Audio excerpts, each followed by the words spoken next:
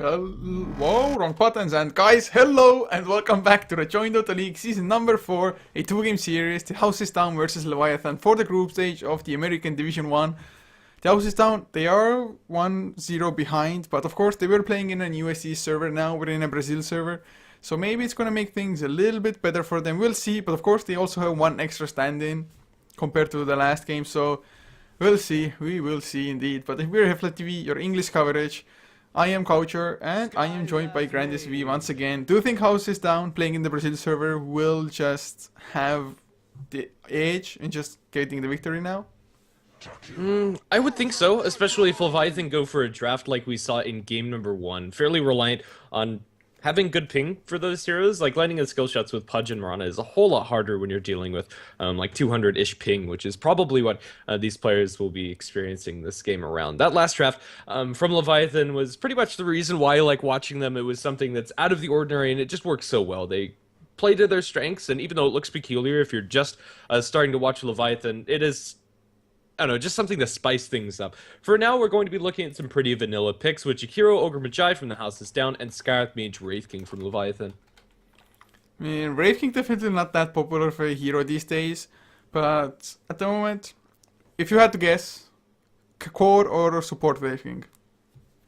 Support, I think it works with the Scarlet Mage similar to the Vengeful Spirit, and that's probably how they're going to lane it, but it still gives them some amount of flexibility inside their draft. Generally, I'm in favor of going for the Vengeful Spirit, but I don't know, Wraith King definitely can do his job, even though you won't have the access to defensive swap. Still having a nice tanky frontlaner, even as a support with that reincarnation, is always nice. Yeah, it's, I wouldn't mind either one. I just saw a game like yesterday maybe with a core Wraith King just getting a hand of Might's crazy farm, although I do think he ended up losing anyway, not even entirely sure, but Wraith King has its limitations when it goes to late game if you're playing the just core role. So it might hinder you in the end, but Leviathan now have banned out a Lycan, so they want to make sure that the House is Down cannot push down this time around. They already have the Jakiro as well. Liquid Fire is also going to be just a constant way of pushing anyway. But the House is Down now, having an Ogre, having a Jakiro. Wow, and Undying. Okay then, I guess it's the House is Down's turn to just go for a little bit wonky. Yeah, I mean, I'm always in there for a little bit of wonky. The House is Down. They also like playing some really aggressive lineups. Undying, Ogre Machai, probably some of the most aggressive early heroes that you can pick up. Maybe Crystal Maiden Undying or Venomancer Undying tops it just by a little bit. But either way, I expect this to be like offlane Undying, maybe a safe lane farming Jakiro, support Ogre Magi, and the House is Down are just going to look to end the game before 30 minutes. And if they don't, it's pretty much all over for them. With Jakiro and Undying, as the game progresses, they tend to just not do as much if you don't get an early start with them. There is one thing I would like to see is something like an Undying, maybe even with an Aghanim's, but Undying with his ultimate on, with the natural order from the Elder Titan being there at the same time as well. Just first reduce the armor, the magic resistance, then amplify up the damage from the Undying's ultimate there as well, the Flesh Golem. I'm not too sure how just effective it would actually be, but I just randomly thought about it. But the House is Down most likely will not go for the Elder Titan at this point. Still though, what do they even go for? I mean, it's so hard to guess it. At the moment, one thing that might be certain is just Jakiro is going to be in the core role, but even that might change, that they might get another support or just have Undying in the core and Jakiro support, like, god damn it. It's just their choice. Yeah, it really is. I would like to see a Pugna for the House is Down, and just go all in into the early game aggression. I don't think there's any reason to take half measures when you're going for an Undying. And it works pretty well against the heroes coming out from Leviathan. Skarath Mage, very reliant on his mana pool, and every once in a while that minus mana tick coming out from the Netherward can be impactful up against a Wraith King if he's just flirting on the edge of being able to use a stun and reincarnation at the same time. Yeah, it definitely wouldn't be too horrible at all. I do believe even if you use the poison attack, you're still gonna just take some damage as well, right? Or does it work differently with the orb of his? I believe you do, but it's not really that impactful. The bigger one's Viper Strike, especially with Ags. But either way, it's going to be a Wind Ranger for the House is Down. I don't like this choice coming out from them, to be honest. Wind Ranger just feels like such a lukewarm hero right now. She can be really good. The best stage, at least for me, for Wind Ranger, is in that laning stage. And up against a Viper, I'm not sure if that's incredibly reliable for the houses down. Wind Ranger mid seems to be the best way to lane her, but you're going to be up against a Viper in that mid lane. And even with a ping disadvantage for the Viper, he should be just fine.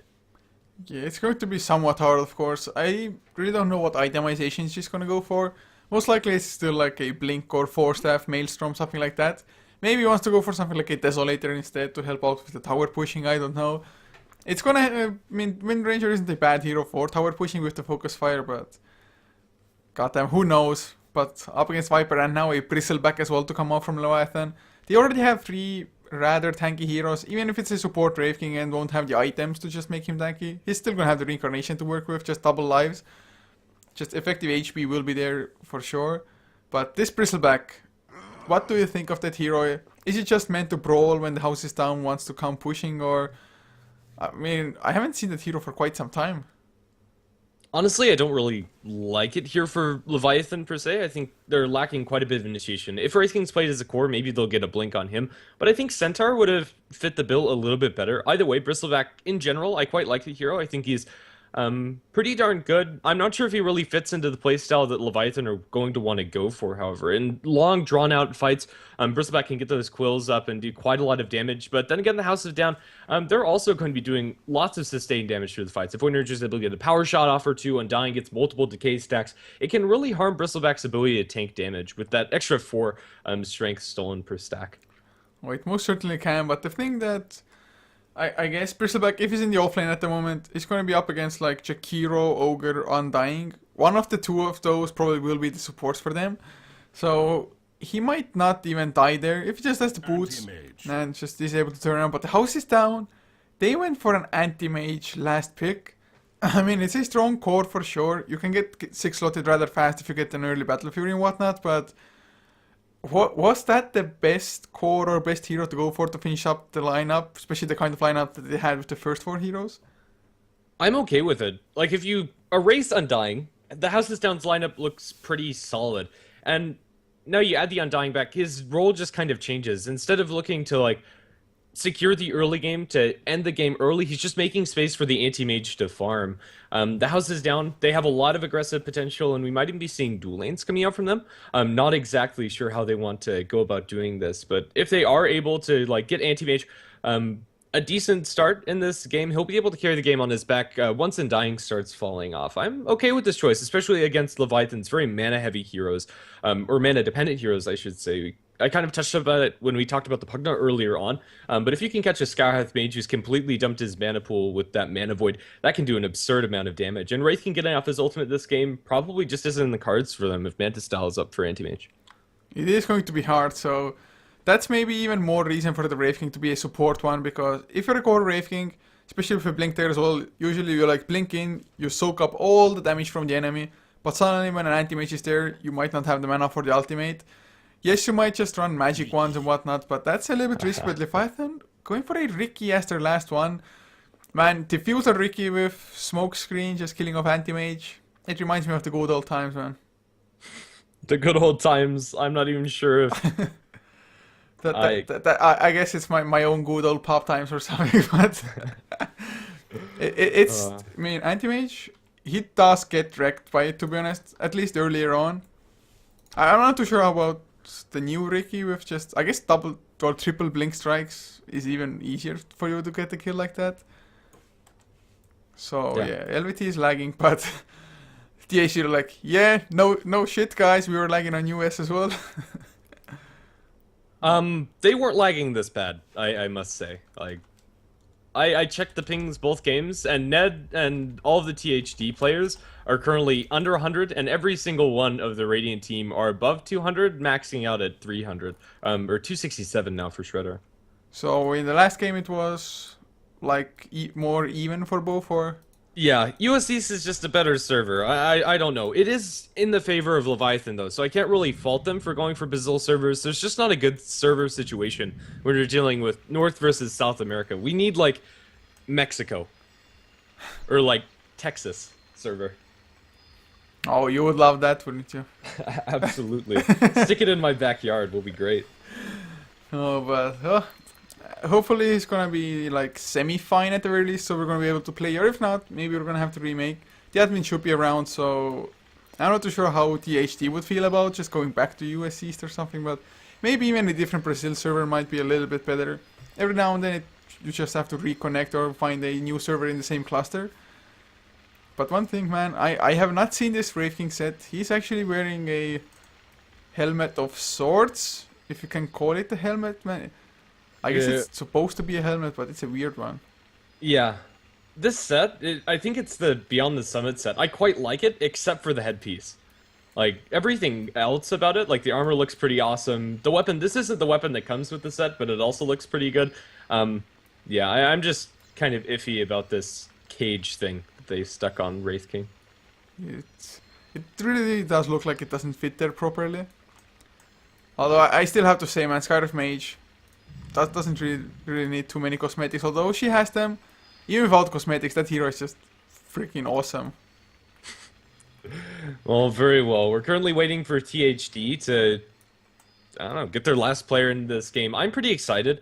For both of these drafts, we're going to be able to see some heroes that don't really see a lot of play. Riki in particular, for Leviathan, it's one of the heroes that they utilize a lot more than other teams do. I should say. I mean, even they don't run it that often, but they also use it in some pretty interesting ways. The times that I've seen it, it's usually been roaming for Jenkins, but it looks like Shredder's going to be playing that. As far as carries are concerned, I like getting Riki some early items, like get that early Diffusal Blade, and then start hunting Anti-Mage. So, I guess with that, you do think it's going for the Diffusal Blade. It probably is the best item to go for. Oh yeah, I think Diffusal Blade, it's the most money-efficient agility that you can buy, especially if you get the second upgrade pretty quickly up. 35 agility for under 4,000 gold is pretty ridiculous for somebody like Riki. Oh, it certainly is. Just being able to get extra agility rather for the backstab, not too shabby at all. But I guess it's just like power treads, orb of venom maybe, and is there room for drums as well, or is it really just getting the power treads into diffusal, or to go for like Vladimir's offering, something like that along the way? I don't think you delay it any more than that. I wouldn't mind seeing like PT's pick one drums or Vlads into Diffusal. I think it depends on how his early game starts out and what he kind of wants to be doing. If he really wants to be playing early or aggressive early on, I think like PT's Orb of Venom, look for some kills, and then replace that Oov with a Diffusal down the line. It definitely wouldn't be too bad. I mean, I think LVT, they don't want to take this too late into the game either now that they're up against an anti-mage. Although Bristleback, he is definitely a beastly hero once he gets the right amount of items. He's just so tanky once he turns his back. And he also does a huge chunk of physical damage if he has enough Warp Path stacks going for himself. But of course, the mana break from the anti-mage might come into play there as well. If the Bristleback just doesn't have enough mana to use his spells, it's gonna mean that his Warp Path is also gonna fall off at some point. So the mana break is just pretty good in this game. Yeah, it really is. I suppose since we are paused, we can take a look at Anti-Mage's cosmetics. This set, or whatever amalgamations of sets that this AM has, is pretty atrocious.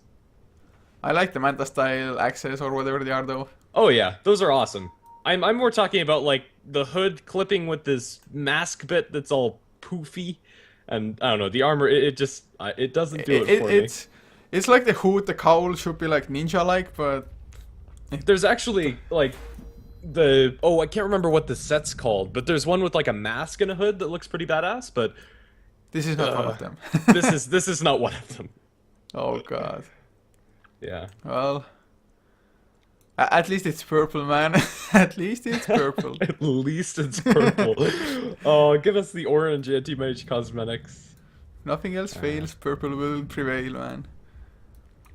At least the purple fits like with all the Manta style items.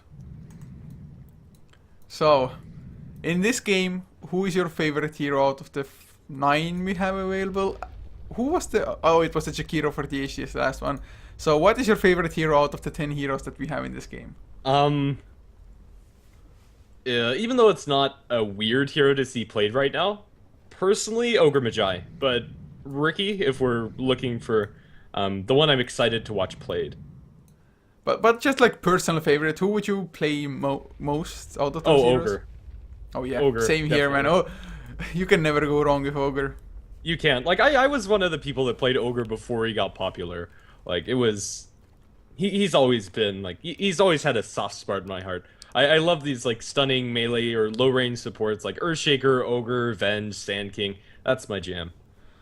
Oh god, Earthshaker, Sand King. My favorites as well, man. We're Yeah. soulmates. We didn't even know it before. At least when it comes to supports. For cores, I like, I don't know, Meepo and Huskar. Oh, I don't play cores, man. I'm all about supporting. If then maybe some mid Yeah. laners, but yeah, I'm mostly support like Rubik, Disruptor, stuff like that. Oh, yeah. They're always good. In pubs, I generally play support, but if I'm playing with friends, I generally play core, because I farm a lot better than most of the people Oh that... yeah, I know, I feel you, bro, man. When I play with my Estonian friends, they're like, some of them are literally like, I don't think they Yeah. even have rating, but if they had, it would be like 2.5 or something. Yeah. So it's literally, they played for a really long time by now. But since they play like on and off or don't play all that often, they just won't even learn it or pick up farming. They just pick the carry heroes every now and then anyway, and just miserably fail. Yeah, I don't know. My favorite heroes to farm on, like Medusa and Naga, just really nasty, scummy snake heroes. Oh man, I literally hate just right click carries mostly. If I play like a core role, it's usually in the mid lane, just like a Queen of Pain or something that can go aggressive because I despise the act of farming. That's why I also like supports. It's just, I want to be fighting constantly if I can. Fair enough. It Axeman. really depends. Like, Go I Axe. like being able to, like, farm mechanically very well. I think that's why I really like Meepo, because you can, like, absorb all of the farm in the map, but still you're kind of a fighter and looking for pickoffs. That wouldn't be too bad, but... So, what? Okay, so the THD they maybe want to remake with another stand-in because there's a power outage for that one guy. Oh dear. Is it? Is it really? Has it really been only 5 minutes? I can't believe it's only been five, man. Oh, I don't either. I don't know. Going MPGL style. Oh my goodness, don't remind me. Hopefully we don't get something like that. I think there's another series after this that THD are playing in, so hopefully they get their stuff together. Like, they're already with 3 stand-ins. Okay, so it's gonna be 4 stand-ins. I think theoretically the rules say that you cannot have 4 stand-ins, but this might just be the exception. I mean, he has a power outage, so it's not like it was planned. Well, and it was one of the stand-ins that dropped out, so... Oh, never mind. It's fine then. It's fine. Although Yeah. four stand-ins would have been quite a lot. Oh yeah, definitely. You can't really call it the same team. Like, even 3 stand-ins, I don't think you can really call it the same team, even though technically it is. Like, Laposa Yuka plus 2 probably isn't THD. Okay. We are in all pick now, same heroes. Thank God for clarifying that out before. So, THD, I just hope that there are stand-ins and new stand-in as well, who they are getting. I just hope they're not starting to look for him now, because that's gonna They maybe said take they ages. already had one available Oh. inside the game. So that's even better, man. Even better then. If they could get him in the server, in the lobby as well, would be just grand. Wait. Okay.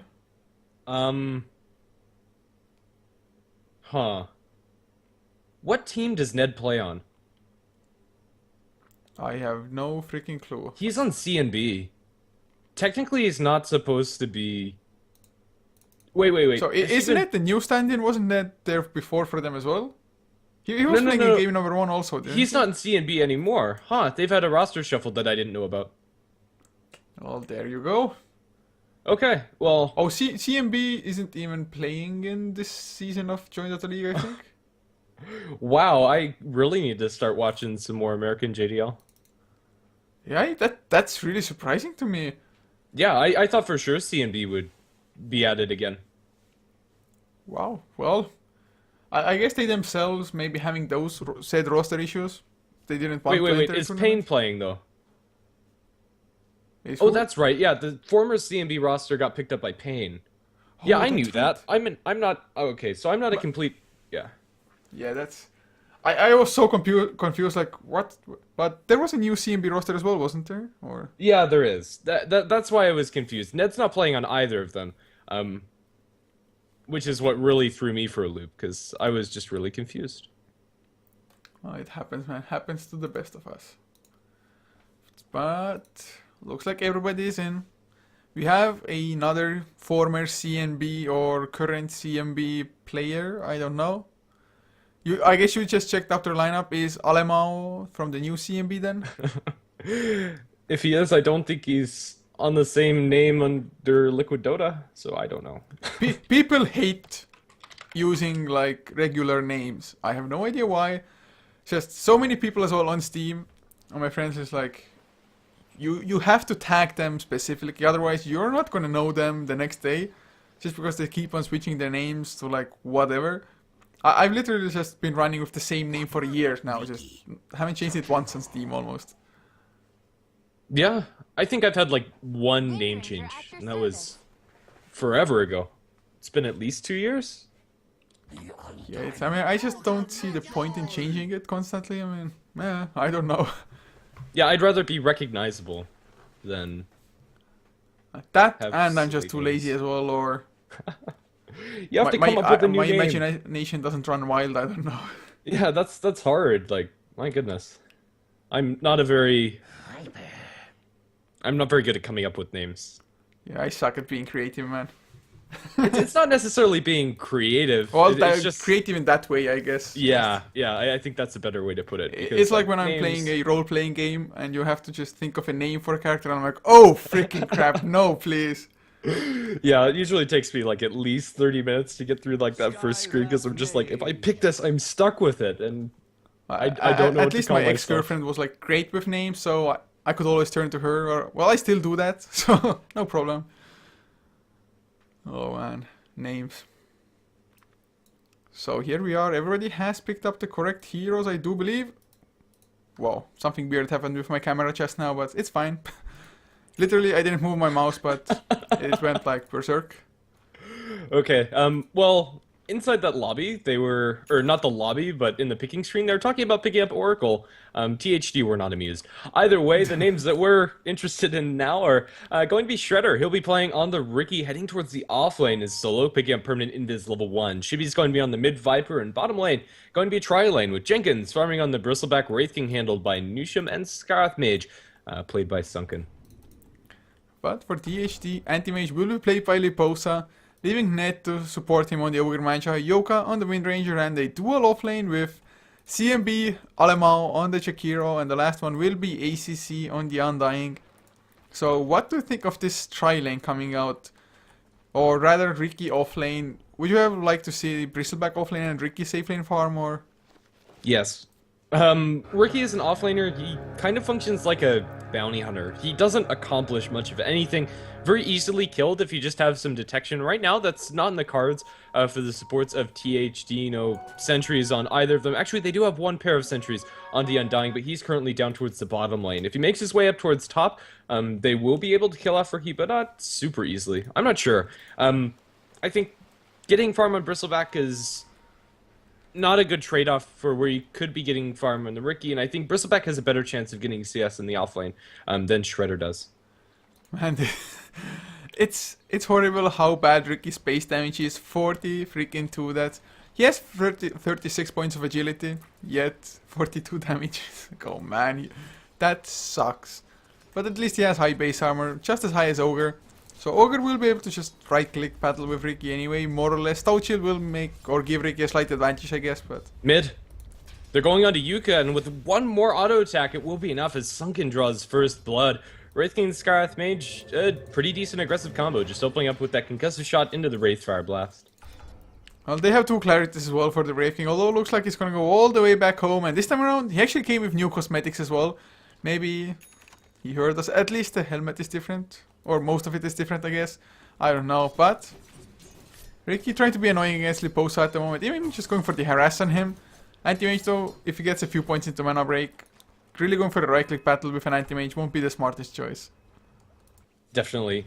I don't think Shredder is really going to be able to get very much. He'll deny occasionally his own creeps, and every once in a while we'll be able to find CS here or there, but Ricky's not going to be having a great time at all in this top lane. Mid lane, Viper's actually being dominated by the Wind Ranger outside of that first blood. If that hadn't happened, Viper would have been in a pretty bad situation. Under tower, he's able to pick up a little bit more, so scratch that. Just wasn't keeping track of where the lanes were. But 8 and 3 compared to 6 and 1, Wind Ranger's still doing okay, even after dying once. And bottom lane, this Jakiro, as well as the Undying dual lane, just seems to be working pretty well for THD. The Bristleback's not able to get very much farm at all. Yeah, it's going to be somewhat hard with all the supports rotating in.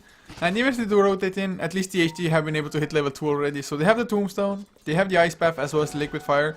So if LVT go now, there's the Ice Path and they want to go onto the Sky of Mage. Not gonna pop down the Tombstone, not yet at least. Now there it comes, they want to go for Sunken. Can't they even get it? And Jenkins, he's starting to just stack up the Quill Sprays now. They are level 2 as well, they stun lands onto Jakiro. Not going for a follow up immediately, but another Ice Path. Gonna land on Newsham, and Jakiro will actually make it out. ACC though, keeps on going as well. Just getting so damn tanky with all the decay spamming. Yeah, nobody actually dies. Incredibly impressive from either side. If anybody has a magic stick in this lane, they're going to be pretty golden. It's everybody's looking to spam out spells. Jakiro has one. Undying doesn't have one yet, but it's a valuable investment for both sides.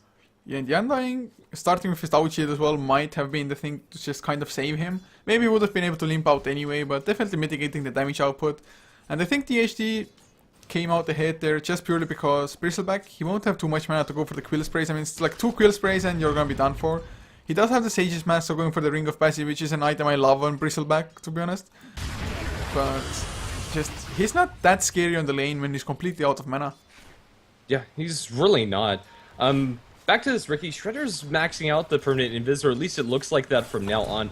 I'm not a huge fan of this build, I'll be honest. It's kind of nice to get that fade time down, especially if you are looking for CS in the lane as an offlaner, but I sure hope he doesn't fully commit towards it, because with the max permanent invis, you just don't do enough damage or don't have enough lockdown to really look for those kills and be an impactful hero immediately. Definitely would slow him down considerably so. I guess 2 points might be fine. So far he's 2 or 1, 2 and 1. So we'll see how he wants to go for in the future. But Liposa, he more or less has free farm. Has a Quelling Blade as well to make things a little bit easier. To make sure that the Ricky doesn't steal the creeps away from him or something. But Leviathan, they are 1-0. Can they get some more kills though? Where do you even expect the next kill to happen? Bottom lane is where I'd expect it to happen, mostly because it's the supports of Leviathan to be chilling down there. And I don't expect them to really make any more huge rotations, but either way, I'm not sure if there's really a clear opportunity for either team to get a kill, unless somebody completely oversteps their bounds. And right now, neither team is doing so. Yuka is doing very well in mid up against this Viper, even after giving up first blood, has still been able to maintain a CS advantage in this lane, and is farming slightly better than the Viper. It's just, Viper can't do too much to a Wind Ranger, just because Wind Ranger has pretty nice attack range, or I guess it's semi-standard for range heroes. Bottom lane though, they want to go for something. ACC gonna get stunned up by the Brave Fire Blast. Silence will follow up as well. Nice Ice Path will catch too, so ACC might even survive. Is he gonna turn around with a decay? Tombstone comes out first. He needed the decay for the extra strength, I believe, and now Tombstone gonna just get farmed up easily as well. So they get the kill, 2-0 for Leviathan. They of course need the kills as well if they want to just kind of combat the anti-mage later on. They really do, and Leposa is getting absolute free farm up in the top lane, 30 CS at 5 minutes, and he's missed a couple here or there, but doesn't really have a major impact. Power Tread's completed. From here on out, it's probably just going to be a Battle Fury rush for Leposa, and he'll be able to get that at a very decent click. Outside of rotations coming out from the supports, it looks like Ricky is going to fully commit to the permanent invis max. Mid lane, the smoke breaks and Yoka manages to activate the Wind Run and get far enough away. Viper even had a haste room bottled up, unfortunately not able to make good use of it. Had they gotten like a Viper strike off, would have probably been an easy kill for them. But with the support rotating away, that's gonna just leave the Bristleback struggling for some last hits maybe once again. Or at least THD, they're gonna be able to pick up their own last hits. Yeah, right now THD, even though they're behind in the kill score, it's, I don't know, just a little bit misleading, because they're lane CS and they're out farming the enemy team pretty handily. And THD's heroes, when you aren't pressured at all, especially if you're Leposa, and if you only get pressured once as the Wind Ranger, you're still able to have a really good game impact, all things considered. And this rookie, at least for now, Shredder hasn't been able to accomplish much, and I don't think he is going to be able to. He has the Orb of Venom and Boots, which is kind of nice for him, but not nice enough to really warrant this pick. I don't see him be able to go aggressive immediately, but now Fire Blasting ignited up top. They do have a sentry on the ground, and Shredder's taking a lot of damage. They will be able to pursue him for a kill in the Anti-Mage. Meantime, they will kill off that Wind Ranger again with a rotation from the Scath Mage and the Wraith King. So a 1-for-1. I guess Leviathan's kill was more important, just because Wind Ranger definitely kind of wants to snowball as well. But then again, Anti-Mage getting a kill, it's I guess it may be even worse. I don't even know. Kind of an even trade in the end. But Liposa already has the Ring of Health as well, so any harassment Ricky will be able to put out isn't gonna do anything. And to answer our previous just talk, it is 3 points into permanent invisibility now. Yeah. I don't know, I can't really like this choice coming out from Shredder. He might be able to find some kills, but his damage potential isn't as scary as most rookies, and he's just not getting enough farm to really make any individual build work. Honestly, I would have liked to see him prioritize Smokescreen a little bit more. We'll just have to see. Right now, Leviathan, even though they've gotten a handful of kills, it's pretty much all due to these support rotations, and it looks like Sunken and Nusham are going to make their way up towards top. They do have a smoke in the Scath Mage. It's definitely necessary, and Ancient Seal, one of the better tools to probably deal with the Anti-Mage. Although he has the Spell Shield, which is generally pretty nice against Skyriff Mage or any magic abilities. The Silence is going to just prevent you from blinking out, and they're gonna go in. They need some stun to connect, but Liposa is a little bit too fast. Not gonna blink in time, no smoke screen. Stun to follow as well. Fire Blast onto Shredder. Gonna prevent quite a lot of damage from coming out, and he does blink away. They used the Ancient Seal while he was still in the smoke screen, so kind of just stacking them up. Yeah, I think they need to wait until he's about to get out of that.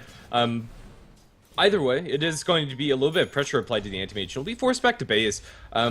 So it's still a slight win for Leviathan, I suppose, but in the meantime, if Bristleback dies, it's going to be pretty bad for them. They will be able to secure that kill very easily with a nice rotation coming out from Yuka. Double damage rune in tow, and now Windrun going aggressively into Sunken. Shackle not going to latch onto anything. That slight disable is going to be enough to put a lot of damage in the Skyrath Mage, but not enough to secure the kill outright. Had he just thrown the Shackle immediately, I think almost guaranteed would have slashed, but it's not too bad that they didn't get the kill. It's only support Skyriff after all, and has to back off all the way home anyway. Top lane Ned might be in some trouble though. He's slowed down, but his own Ignite slowed down Nusham. They're gonna dive under the tower, but they're completely out of mana, the both of them. Yoka will not connect with the Shackle's power shot, does connect, but no follow-up on Shredder at the very least. And Nusham, can he escape? Windrun used as well, low on mana, double damage was still active, and that's enough to get the kill. Yeah, Ricky without any mana for himself can't really do much about that. They do know there's a sentry somewhere around here. It's a little bit more south than I think most people would expect, and it's a really good sentry ward placement. Now he should know pretty much the ballpark of where that placement is for them, but either way, it's a 1-for-1 trade. Pretty much a wash up in top, I'd say. I think it's important that Shredder gets any amount of farm that he can get, and he'll be able to get power treads pretty soon, and getting level 7 is really important. Ricky, I think he's missing a little bit of potential stride for him, where he's able to get just a lot of damage from backstab or more control for the Anti-Mage in the smoke screen by going for this build, but any levels will remedy that a lot faster. They most likely will indeed.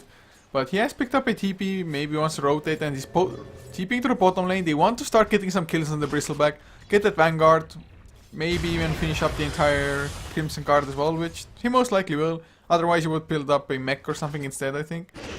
But ACC comes in as well as Shredder. He's still hanging about. Are they sneaky enough? Well, I guess the Macropyre will push out the lane in return, and now CMB, he's gonna get slowed down, or Alama rather, smoke screen to follow. They need maybe a few more blink strikes. They're waiting for it. Shredder drops pretty low himself as well. ACC, another decay, but he's gonna get Ray Fire blasted in the face before Ned. He arrives, and well, Chikiro, the only casualty so far. Magic Stick keeps ACC alive for a little while longer, but Yoka is gonna get stunned up and surrounded by the two of them. He's gonna have to escape, has a haste from Shackle, doesn't connect once again. They pop the smoke, or dust rather. But can't even catch up Ned, a little bit out of mana as well. Yoka with the haste rune still hanging about, another blink strike from Shredder. They want to keep on going. It's I think a 2-for-1 so far. Make it a 2-for-2 if Ned dies. But the Shackle shot, oh, won both of the heroes. Ice Web will follow as well. The right clicks are flying. Brave King. No reincarnation for him. Ricky will at least make it out, but Sunken, he's back in the fight. Silence onto Yoka. Wind Ranger, one more Arcane Bolt is maybe gonna do the trick. Never mind, gets far enough. Alamao not gonna get the Ice Web to connect. Now he's in some trouble, man. They just keep on going. When is it gonna stop? I'm not sure it's not stopping yet. Sunken going to eat another liquid fire. The Ricky's still inbound. Not a lot of health and mana onto him, but it might be enough to kill off ACC. Inside the Macrofire Ice Path, he is going to burn as Jenkins trying to clean down this Tombstone. He'll be able to get that CS. I'm not sure exactly what the end tally is. It felt like a 3 for 3 maybe, but honestly I wasn't keeping enough track. Looks like it. 4 for 3. Yeah, 4 for 3. So THD coming out ahead. But of course, not only that, Liposa in the meantime was just free farming up on the top lane. Has another 2k gold in the bank. Not even buying up something, just pooling gold. Although, funny enough, the Viper has more net worth. Going for a straight off Aghanim Scepter, and I think not going for the mech, at least not yet, is completely fine as bottom lane. Bristleback got the kill on Jakiro but died himself, so in the end the kill not really worth it, especially since Liposa came into the bottom lane to help out. So even more farm to the anti-mage, but I think not going for a mech on Viper is fine, just because like 1-2 mana break right clicks and you wouldn't have enough mana for mech and your Viper strike. Yeah, and I think that's the biggest reason why he is going for it, since Chibi just won't have the ability to sustainably get it off. Not sure if it's the right choice, but I think it definitely has its merits, and it will stop Anti-Mage from right-clicking as fast inside the team fights. But for now, AM does have the Claymore flying out to him. On top of that Perseverance that he's already completed, we're well on our way towards an incredibly fast battle for the Anti-Mage. I think the reason why Viper got a little bit more farm than the AM previously was because he was involved in one more kill than the Anti-Mage, but this time around, Liposa is going to beat the receiving end of, of that advantage. And he'll be able to farm up his jungle pretty effectively as well. In mid, Ricky potentially looking to find a jump onto something. That something looks to be ACC. He's pinged out. Ned and Yuka are also close. Maybe they go for a tower dive here. Let's see. Or maybe bottom lane Jenkins wants to go for Alamo. Never mind, ACC comes in. But mid lane, they're gonna get the slow, the silence as well. But the Mystic Flare completely whiffs and should be an easy escape. Maybe even counter kills. We'll see. Shredder jumps towards the Wind Ranger, but now an ultimate on Ned. He's going to instantly TP out there, and it will succeed. ACC drops the Tombstone. No detection TP out from Chibi as well, as the Scarlet Mage is going to keep both of them safe, and surprisingly, nobody actually dies across the entire map through that last minute or so. There's been quite a lot of such things happening in this game, I guess, or at least the kills have taken quite some time. But what do you think of ACC's The Undying's skill build? I mean, he's gone for 3, 1, 1, and 1. In the meantime, Shredder's gonna get multicasted to death and power shotted. EU is my thought on ACC's skill build. I really don't like it. Decay, it's gonna be nice to constantly get stacks up from the Bristleback and Wraith King, but the amount of strength that you steal isn't really scaling at all. They'll find an Ice Path Macropar onto the Bristleback, but yeah, I think you just get more usage out of putting more points in the Tombstone and the Soul Rip. I don't like it, but maybe it'll work out for him. It depends on how clumped Leviathan are in the team fights. To be honest, I think like if you're not maxing out Tombstone, you might just not skill it, because level 1 Tombstone, it dies to 2 right clicks, that's it. Like Bristleback, 2 right clicks, even like 1.5 from him if that would be possible. But Silence onto Liposa, Ray Fire Blast to follow, Mystic Flare as well. The spell shield keeps him alive for a little while, but they get the kill. Such an important one, delaying out that Battle Fury by at least a minute and a half, I do believe. So nice pickoff to finally get the kill, but the Tombstone just dies too fast. It's feeding away gold, and oh, Shackle Shot is gonna connect on Jenkins. Can they get the kill? Power Shot, Decay first. He's pretty damn tanky just because they're hitting him into the pack all the time. Vanguard as well. He might even survive this. Are you kidding me? Another Power Shot, another Shackle Shot, maybe. Power Shot will connect, but Shackle Shot will not latch. He actually escapes, man. Do not hit the Bristleback into the back that much. No, you definitely don't. This is why Bristleback is just such an amazing hero. 40% damage reduction is huge, especially when you have the Vanguard. Most of the damage coming out from them was from their right clicks, or at least they tried to get it through their right clicks. Decay was the most useful spell that they had to bring it down, but Undying didn't really have a lot of mana to continue that fight, and well, it's going to be a win for Leviathan, since in the meantime, they're able to push a tier 1 tower while the rest of THD are chasing that Bristleback. And just Bristleback, that's the strength of the hero, but he's gonna have the Crimson card soon enough. Viper, only the Staff of Wizardry away from finishing up that Aghanim Scepter as well. So gonna be a rather early one. I want to even look at the graphs as well. Kill score 9 to 9, only a 600 net worth difference. Now with the tower being denied, it's more or less gonna be zeroed out. XP 200 difference as well, so it's a pretty even game as the kill score would indicate. But Brave King, he has himself a Blink Dagger, although he's a support. 60 minutes in, not a just massively slow Blink Dagger or anything.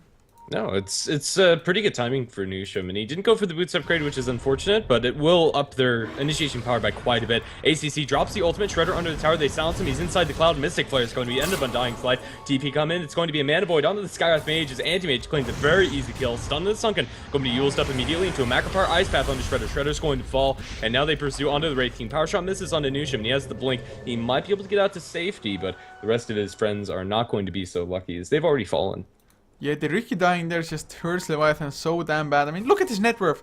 He is the lowest on his team. That's just how bad it is going for them.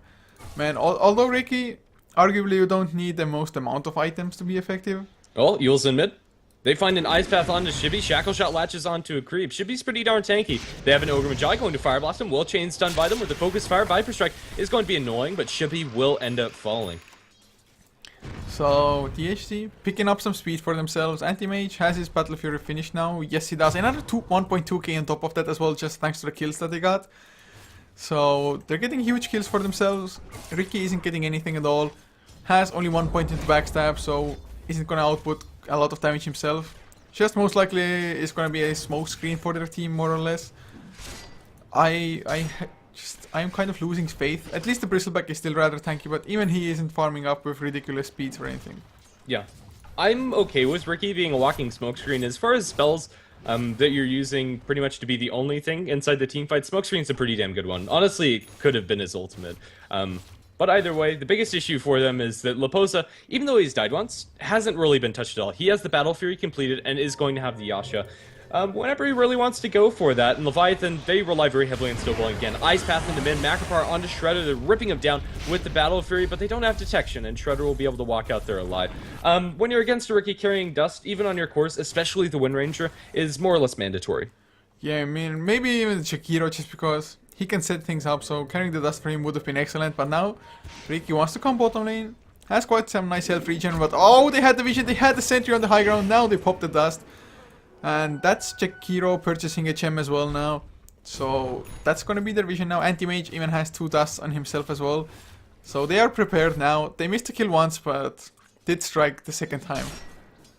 Yeah. In the end, it doesn't really matter that they don't have detection in mid, since they're able to mop that one up. And Anti-Mage does have his Yasha, and right now, Leposa is almost impossible for Leviathan to shut down. Inside the team fights, if he can drain the mana from Sunken, his ultimate's also doing a truckload of damage. Silenced up, now going to look for a turn with the Ice Path, as well as Macro Power, not even necessary, as he's just going to be ripped apart. Skywrath Mage, an incredibly squishy hero, and having that mana burn definitely doesn't help. By the way, what do you think of Anti-Mage's skill build? 1, 4, and 3 so far? This one I'm okay with, because most of the damage that Leviathan are relying on to kill off Leposa is magical, especially from the Skywrath Mage's kit. Yeah, I think it's completely acceptable. I guess you don't expect the Anti-Mage to participate in fights all that much anyway this early, so doesn't need more points into mana break. So yeah, I guess it's fine, but his farm is picking up speed with ridiculous Oh god, mid lane, can they get the Ricky? Yeah, they have the gem. They need a little bit more, maybe Liquid Fire is there. No, never mind, his could just burn down to the Jakiro solo. 1 decay was there as well, but not really even necessary. Yeah, I mean, Undying skill build, it's going to start to be less and less relevant, since he is starting to get points up in the Tombstone.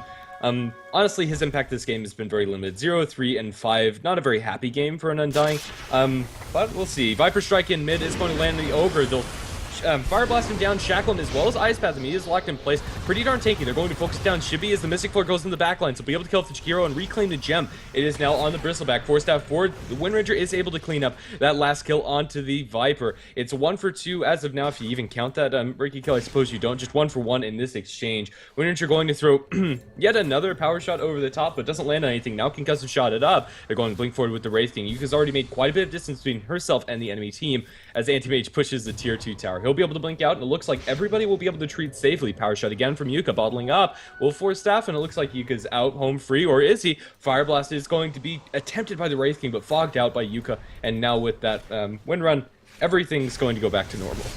It was pretty close for a second, but the gem, it's huge that the Bristleback got it. Of course, if the Bristleback with full HP in the teamfight picks it up, it's going to be so hard for THD to reclaim it, at least during that fight. But that's a huge investment by THD. At least they're still carrying a couple of dusts as well. Well, I say a couple of them. 3 of their heroes have at least one. So that's still nice, so they can still kill off the Riki. But losing the gem is still quite a huge blow for them. But Anti-Mage, man, he has that Manta style finished. It's only 21 minutes in. Yeah, one of their biggest tools to lock Anti-Mage in place is that Ancient Seal from the Scarith Mage, and now that's not going to be very reliable. Blink to disjoint the Wraith Fire Blast, unless the smoke screen's perfect, Leposa's just going to be able to casually walk out of it, and now he's probably going to be getting himself a double life.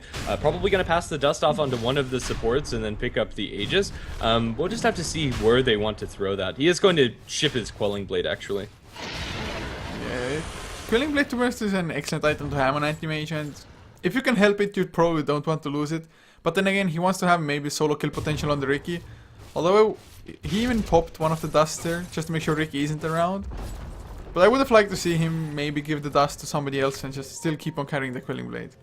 That was kind of my thought, but I don't think it's really going to matter either, because he's going to be filling up that dust slot pretty soon with a major item as well, just because he's farming so quickly. 194 CS at 22 minutes, and he's completely unchecked. Dying once as an anti-mage, if you still are able to maintain your farm, is completely acceptable. Leviathan just haven't applied enough pressure. They're going to try to put some tower damage up towards top, but their tower pushing potential is very limited with their heroes. Viper the best one, but even then, not until the tower is already dropped pretty low. And Leposa is split pushing as well. Already tower down to half HP. Are they really gonna fight top lane? Newsham gets stunned up. They want to go for the tombstone. They might even succeed, but Newsham, it's gonna be his first reincarnation loss. Maybe Leposa, he comes in, has the Aegis of course. He's gonna still force to blink out. So LVT, they are maybe even get the Aegis, or never mind. Brave King just gonna lose his life. Leviathan, they were not ready to properly take that fight. And in the meantime, Alamau got himself a tier 2 mid. Yeah, I don't really understand why they went for that, to be honest. Like, they just didn't have the advantageous fighting potential, and after that, it's pretty much a downward slope in the favor of THD. It kind of started to get back in towards their favor. They were able to get a decent amount of farm, but THD, they just find a really big win that, honestly, Leviathan didn't need to give to them. I think you wait for the next items to come out for, like, the Riki and the Viper, BKB and Diffusal Blade.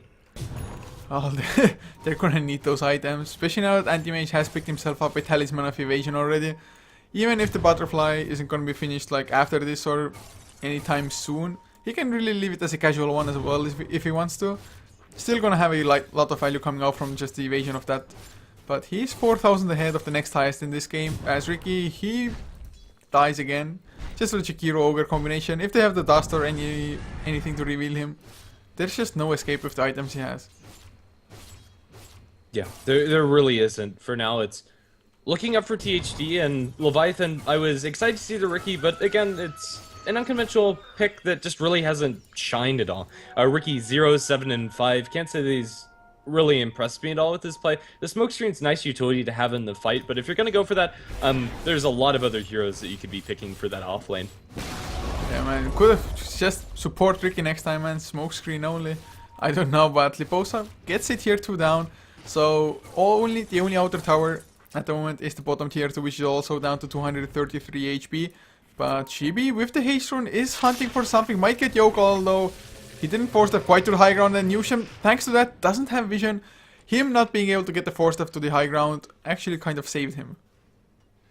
Yeah, it really did. Let's see. Leviathan are prepped in mid, potentially, to look for some sort of push. The tier 2 tower is looking pretty easy for them to take because it is so low. But it is a move that they really want to go for. Eul Scepter, Ice Path, Macro Power onto Shredder. They probably will kill off this Riki. Do they have detection? They don't. Okay, never mind. Shredder's going to be just fine. I was so ready. I thought when the Chikiro initiated that Ogre is going to come in with the detection, but Sunken might still be in trouble. Shackle Shot, of course, doesn't latch. Now, the Viper Sec is used in Lipo, so he comes in just Manta style immediately. He doesn't care. Man away to get the kill, Newsham. You are in a bad position, boy. I have no idea why the Brave King even decided to jump in like that at that point. Yeah, I mean, Leviathan, it just feels like they don't have a clear path back into this game. They don't have any like big ultimates to rely on that can ensure that they win a team fight, and taking this late with their heroes just doesn't make any sense, especially based on their farm distribution. Bristleback is going to be pretty darn tanky with the Crimson Guard and working towards the heart, but he's not putting out that much damage, especially if his mana gets drained, so he can't maintain the spam of the goo and the quills. And even if Riki and Wraith King had a lot of items, it probably wouldn't matter either. Leposa is just such a force to be reckoned with. Almost going to be completing a Butterfly. Tier 3 tower falls for very little committed by THD. It is just spiraling. I mean, the graphs, they just keep on going steeper and steeper in the favor of THD. This anti-mage feels like he cannot be stopped, at least not with the ages on him as well at the same time. It is going to be reclaimed soon enough, but it's just going to get free regeneration of the mana as well as the health back. But does he even finish up the butterfly, or does he go for some other item like heart before, or what's the choice for him?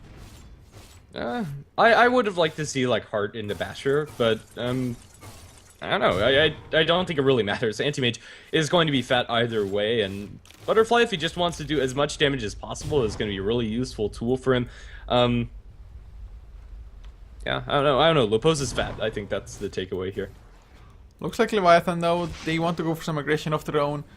They have a Reaver now on Bristleback as well, getting tanky. They get the tier 2 down, so it's only a 2 tower advantage now with the tier 3 in the mid lane having fallen before by DHD. But Leviathan, they really want to go. They know they're kind of on a timer. The Shackle Shot connects, no macro pair or anything to follow though, so Bristleback, he's going to be able to tank it up anyway. But they really can't push high ground. Yeah, we'll have to see. Wraithfire Blast is going to be thrown into Jakiro. There is a multicast going the way of Nushim as well. The career is going to be falling. I'm not sure exactly what was on that, and I guess we'll look after this fight is over if it even continues anymore. Right now, Leviathan are in a full retreat. They'll lose their Wraith King's ultimate. He's looking for a Wraithfire Blast, but instantly Ice Pathed up. He'll be able to get off the blast onto Yuka, but not before he ends up falling. TP away will keep Sunken safe, at least for now. Shackle going to latch. What was that angle on the Jenkins and Chibi? The Ricky's jumping in. He gets a decent smoke screen off, but it's not enough. Viper Strike on ACC. He gets off one more decay, and it's going to save his life at least for a little bit. Not enough, however, it's beyond godlike for Yuka. As Britain does one more kill. Jenkins, they're trying to get in front of him. He's shackled down, but it doesn't matter. It's good game well played. A 1-for-4 trade, and Anti-Mage is breaching a base up top. They really took that fight as 4. That's ridiculous. Of course, LVT lost the Brave King. I mean, that is nothing to do. Maybe it was really the lag issues that, I don't know, didn't motivate Leviathan or enough, or it's just the Ricky not working out at all. To be honest, the Bounty Hunter would have been even that much better, just because in that previous fight that we just had, the Ricky, he literally was just looking at it from the sidelines pretty much the entire time. Couldn't help the Wraith King with anything at all, just was sitting there doing nothing. Yeah, it's unfortunate that that's kind of how it goes. A lot of times, especially in JDL, America, where you do have South American and North American teams fighting up against each other, hopefully they'll be able to find a solution further down the line. I'm looking forward to seeing Leviathan as well as THD play, but hopefully against teams inside their own region. We're gonna need to have some awesome South American tournaments or American lands happening where everybody's invited or something. But guys, this is it for this particular series. We're gonna have more Dota coming up at 23:30 CET, so in almost exactly an hour. It's going to be THD versus TWDI. Also on HeflaTV 2, I think there's still a game going. I'm not entirely sure, but it should be not Union Gaming, not today versus Boreal. So check that out. We're gonna host this channel over anyway to that as well, most likely. But thanks for tuning in. If you enjoyed, you can always follow HeflaTV for more content on our Facebook and Twitter, which is HeflaTV for both. The links can also be found below the stream. If you want to follow the casters, at Coucher for me, at GrandisV for my co-caster, and well, this is it. Check out Mike Laura's casting on HeflaTV 2 and have a good one.